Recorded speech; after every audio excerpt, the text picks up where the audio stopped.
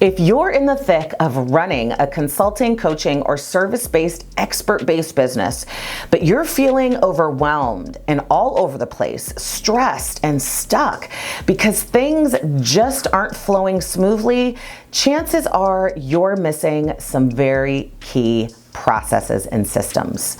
Don't worry though. I'm about to share the top 5 critical business processes that every single one of you need in order to scale your business successfully. Now, these processes will not only take the pressure off, but ensure that things are flowing smoothly, making them easier, making sure you can grow your team, ultimately helping you grow faster and more efficiently, so you can experience the freedom that your heart desires. So, let's get to work.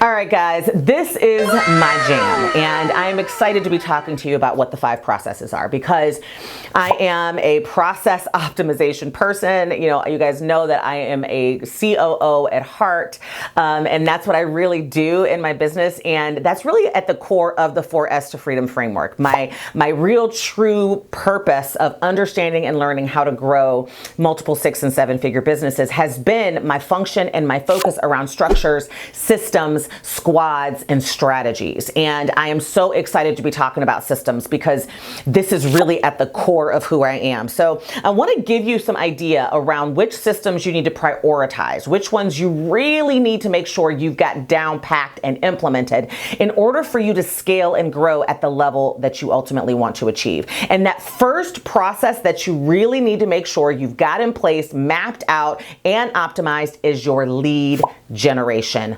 process.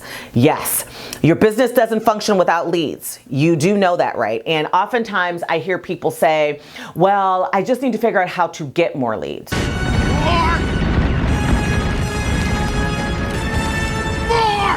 And what I'm saying is to them, all right, great, but the amount of leads that you do currently get, what do you do with them? What do you do with them? So even if we get 100 leads a day, if you don't have a process in place in order to generate them, nurture them, and ultimately convert them, how many leads you get isn't the problem. You got to make sure that you've got the lead gen process in place before you hit go. I have a student that right now wants to really push go on Facebook ads, Facebook and Instagram ads. And I am like, yes, they will work. They will ultimately give you exactly what you want, tons of leads. But if you don't have a process in place, you're wasting your money, because that process is going to ultimately get those leads from converting, from just staying leads and ultimately leaving your business to actually converting into clients. So lead generation is the lifeblood of your business. Without a steady stream of them, your consulting business, your coaching business, your service-based, expert-based business cannot grow. So here is what you need in order to get this lead generation process going. First, you need to map it out, create a workflow, and get that SOP documented. Then that SOP and what your process and ultimate strategy needs to include is strategies around how to attract your leads, right? Strategies around how to capture your leads, and then strategies around how to nurture and convert your leads. So that is the core of your lead generation process. Once you're mapping out this SOP, you need to include steps that is going to attract, that's going to capture, and that's going to nurture. And that includes things like lead magnets, right? So you got to offer something that's valuable to them, like a free guide or a webinar or a checklist to attract them into your business. Then you've got to have an ultimate system in place that will capture their information, and then make sure that you've got some good stuff going that will nurture that relationship and continue to provide value and continue to build that know, like, and trust, so that when you decide to make an offer into your business, whether it's a consulting offer or a coaching program offer, or even them utilizing your services, they will say yes. And you've got to do this by using multiple channels. I recommend multiple channels in your marketing strategy.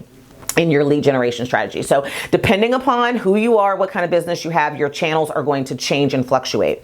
But really, truthfully, you've got to definitely use social media no matter who you are, because that is at the core of a very cost-effective marketing strategy. You also need to make sure that you are out there attending events, meeting people, driving them into your business. And then also email marketing, I think, are going to be critical no matter who you are. So this first process, you got to spend some time figuring it out. And if you want my help, I am so excited to be doing this because I've never done it before. But I do get asked all the time, you know, hey CP, because I do a VIP day with folks that cost like 5 G's in order to be able to sit with me for a whole day. We will typically build out your lead generation process and workflow and SOP. And I decided, you know, how do I make this more affordable for folks? And so I decided that I am going to do a boot camp. And I am inviting you, if your lead generation process is something that you know you need to map out, I'm inviting you to attend the boot camp. I am making it super dirt cheap. It will be launching in the next couple of weeks, and I've got a wait list going right now, and those who are on the wait list will get first chance, first glimpse, and also some great bonuses and discounts. So make sure that you join the Lead Process Lab Bootcamp. I am so excited about it. You can, in this, we're going to be designing, systematizing, and scaling like a boss. I hope you love that tagline. And it's going to be opening in October. So the wait list is open right now. You can go to CherylCPerez.com/lead process lab, or click the link in the description and the comments below to join the wait list, and you will be on the list to be able to sit with me. And in 5 days, we are going to map out your lead gen process together every single day. And in 1 week, you will have it done. And I'm actually going to be giving folks my lead gen process and workflow. So I want to make sure that you understand and get on board with that. Okay. And while you are down there checking out that link, make sure that you like, subscribe, and share. If processes is where you are, what you need, put processes in the comments below. And also let me know where you are on your process journey. I'd love to be able to assist, because for the rest of 2024, I am focusing on processes with my folks, and I am looking forward to you being a part of that group too. All right, process number 2 that you have got to make sure you have in place, obviously, after lead gen, is your sales process. Yes, you have heard me talk about this before. I've done other videos on the sales process. It is absolutely critical. And one of the things that you've got to do is really, honestly, just like your lead gen process, map it out and create an SOP. That is the first step, guys, in every single process creation thing that you're going to do. You got to map it out. You got to be able to see what it is, see what it has, and think through exactly all of the steps. And you've got to know what the critical steps of a sales process are. So here are mine, and I want you to get your pen out and write these down, because this is really at the core. First piece of a sales process is your sales nurture, right? How do you get them into your sales process? Then you're going to have them schedule an appointment, schedule a discovery call. Then you're going to conduct your discovery call. Then you are going to create your proposal, present your proposal, and then get proposal acceptance. Then you are going to contract them with your service agreement, and then you're going to send them the first invoice. That is the sales process of every coach, consultant, and service provider out there, and that's the one that you need. So you need to map all of that stuff out. And then you also have to make sure that you've got a really good follow-up piece in there, right? And I usually incorporate my automated follow-up sequence in between my discovery call and my proposal delivery, and then also again, after my proposal presentation or delivery, in between contracting. So I've got some follow-ups in there that take place that kind of nurture that, and that have really increased our conversion rates and what our contracts actually look like. And I would say automate this as much as possible. The more you can automate your sales process, streamline things, create templates, like all of our proposals for the different service packages that we offer from consulting and CCP enterprises are completely templated. So we've got a base template, and then we're able to customize the content that goes inside of that proposal for each client to really personalize it. There is no reason why you should be starting from scratch every single time you are actually delivering a proposal. It makes no sense. It also makes your proposal process very, very long. There is no reason why a client has a discovery call with you and doesn't get a proposal from you for 10 days. It makes no sense. You've lost the client. You're decreasing your conversions, and it's affecting your cash flow. You hear me? So I need you to get on board with this and automate as much as possible and templatize a lot of what you're doing in this sales process, and you will see your sales kind of close and just really flow in, and it will change the game. Step number 3, process number 3 that you really got to have in your business is going to be your client onboarding process. And this is the piece that picks up where your sales process ends. This is once they have been contracted, right? Your automated system should begin generating the invoice and sending them the first invoice, whatever that first invoice is. That should be happening behind the scenes. But as soon as that contract is signed and everyone knows, all right, we're moving forward, your onboarding process picks up from there and takes off. And it should happen almost immediately in order for your client to not have buyer's remorse, in order for your client to feel welcome into your organization. You got to have it. And so again, you've got to make sure that you've mapped this out. And I love providing a welcome sequence with expectations. So as soon as someone signs a contract for me, the very next day, or sometimes actually, I think it's within hours, maybe 5 or 6 hours, they receive an onboarding welcome email. And they kind of go into my onboarding welcome sequence that includes different things, videos and stuff like that.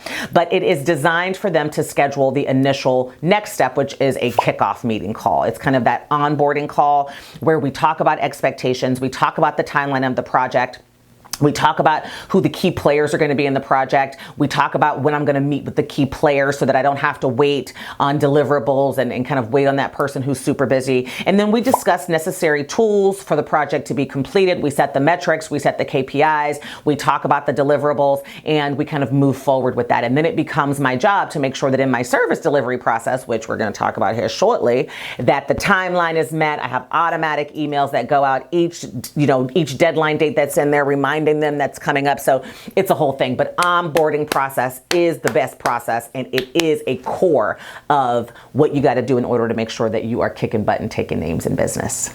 Now, process number 4 that is absolutely critical for your business is going to be your service delivery process. And a lot of times I get people telling me, well, I can't really create a process around how I deliver my services. And I'm like, what you talking about? What you talking about? What you talking about? What you talking about? What you talking about, Willis? You absolutely can. You absolutely should.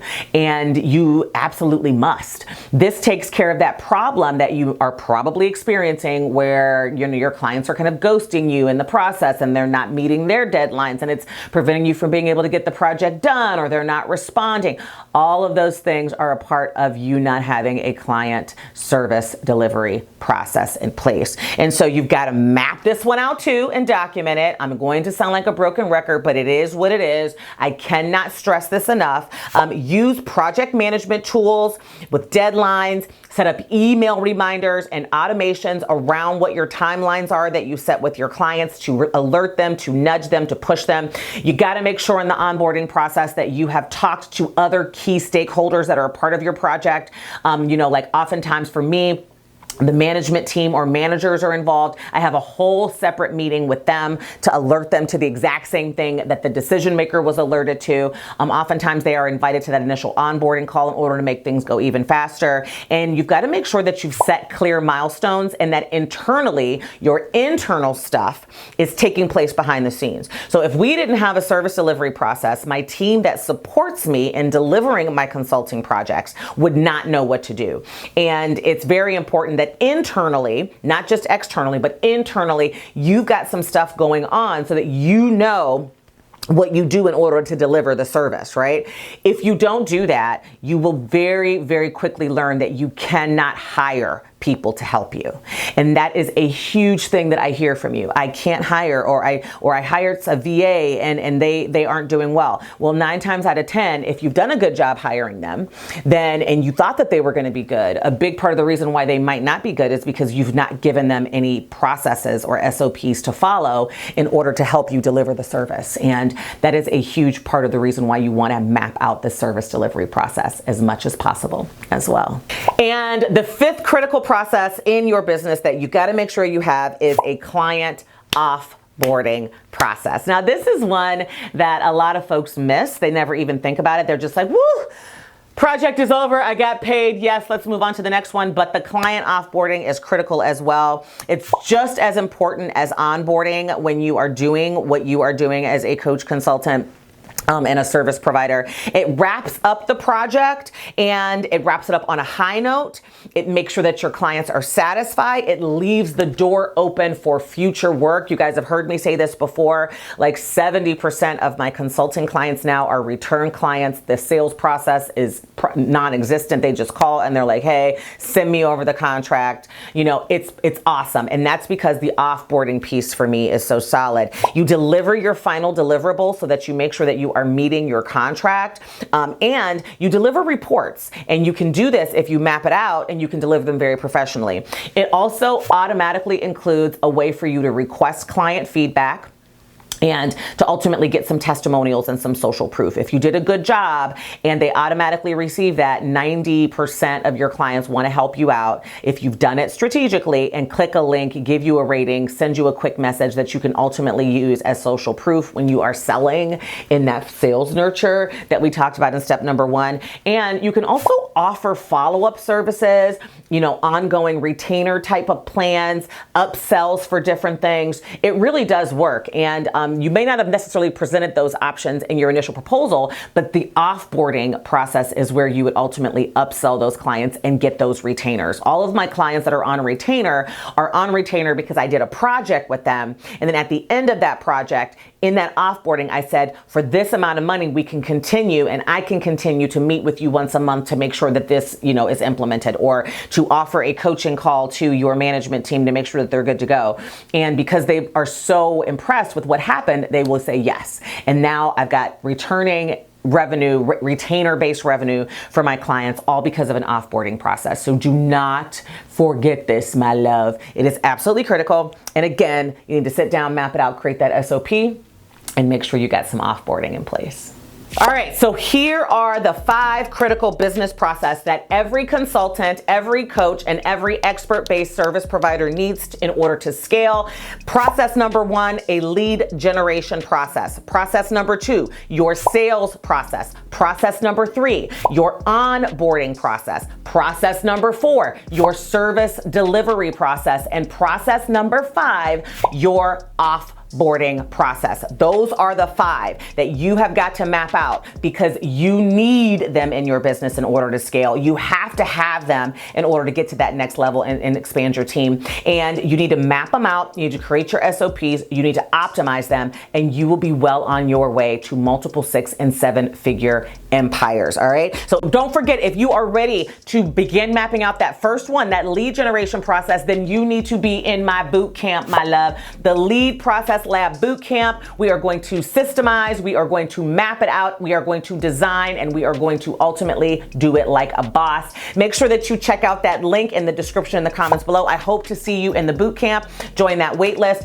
And until next time, my loves, I think we are all set on that. Thanks for watching. Don't forget to like and subscribe. Hopefully I'll see you in October in the boot camp, but if not, I will see you next week. Bye-bye. Mwah!